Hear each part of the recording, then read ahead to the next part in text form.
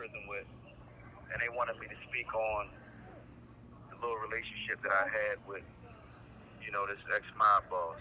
So I met Long John maybe 1994, somewhere. I was like 18, 19 years old, and he had about 12 years in when I met him. I met him through a friend of mine named Cripple June. Cripple June was like from Ace and Butler. He was like one of the ones that got indicted down there. This is a call from Pennsylvania State Correctional Institution, Houtzdale. This call is subject to recording and monitoring. In like 1988, and he introduced me to him. But long story short, Long John was watching me from afar, and this motherfucker never called me by my name. He would always call me kid. So something had happened. And guys tried to run down on him, so June had asked me to step up for him. And I did. I went to the guys, and I told them, you gotta leave the old white man alone. He's spoken for. Me and the guys got into it back and forth. Everybody stepped in between us. Nonetheless, they left him alone. Another situation happened, and I stepped up for Long John. And Al Didone, that was his co-defendant. And, when that happened, a guy that I was cool with, Watt, he was a little older than us. He was about maybe 29, 30 at the time. He had went to Long John and told Long John that he was the reason that I had been protecting him or stepping up for him. And Long John gave him some money and said, make sure the kid, get some of that, get half of that. I don't know that Long John gave him the money until someone else tells me. So when that happened, I went, knocked on his door, and Long John responded, he's like, what's up, kid? So I asked him, did he get some money for me? He said, yeah, I gave Wack, some money, and I told him to give you half of it, because he looked out for me. I go to Wack, and I say, damn, old man gave you some money for me? This is a call from Pennsylvania State Correctional Institution, Houtzdale. This call is subject to recording and monitoring. And he said, yeah, and he gave it to his lawyer, and that he needed the money. So he took the money and gave it to his lawyer. So me being who I am, I pulled the knife out and started sticking it.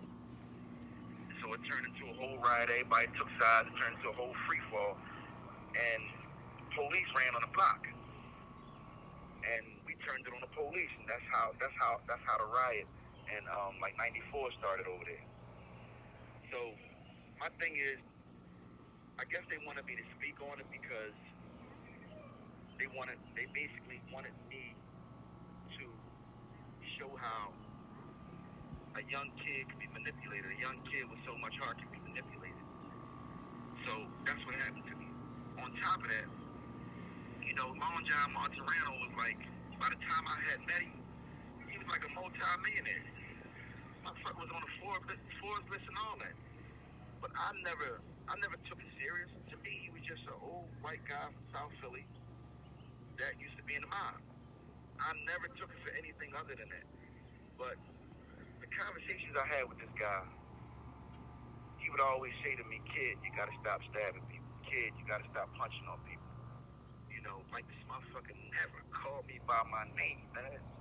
I can literally hear this dude right now. Kid, everything's kid.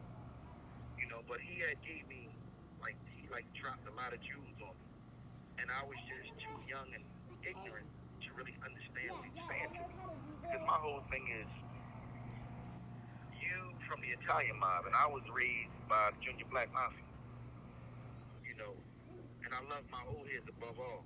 So it was kind of hard for me to take, jewels from a guy like that, because we always looked at the mob as, in jail as being soft. But one thing I can say about that old white guy, man, he was a stand-up dude. I don't care what dudes say happened to him in his joint. Him being around a bunch of aggressive black dudes and being able to survive and thrive in this environment back then, that was like a hell of a task, man. So I respect Long John a whole lot, man. And I wish I had paid attention to the But anyway, after the riot happened and all that, they dispersed. I went to Holmesburg, Long John, went to another block while we was in the hole, and they like moved everybody around. The next time I saw this guy, man, he was on the news. His car was shot up, and he died. But when they asked him who did it, he said he didn't know and get him to a hospital. That's just like him, man. He was like one of the only mob guys I met that was like straight up, shrewd thinker, and he wasn't no rat. No matter what happened to him, that old man stood up, man, and I respect him. So that's my story of dealing with Long John Martorano. If I had paid attention to what he said, I probably would have had my lawyers paid for, and I probably would have had a whole lot of other things happen to me. But because I was young and ignorant, and I couldn't see past my old head, I kind of lost out. So that's how I feel about that. You know what I'm saying? Hopefully I'll get wiser. Yo, bro.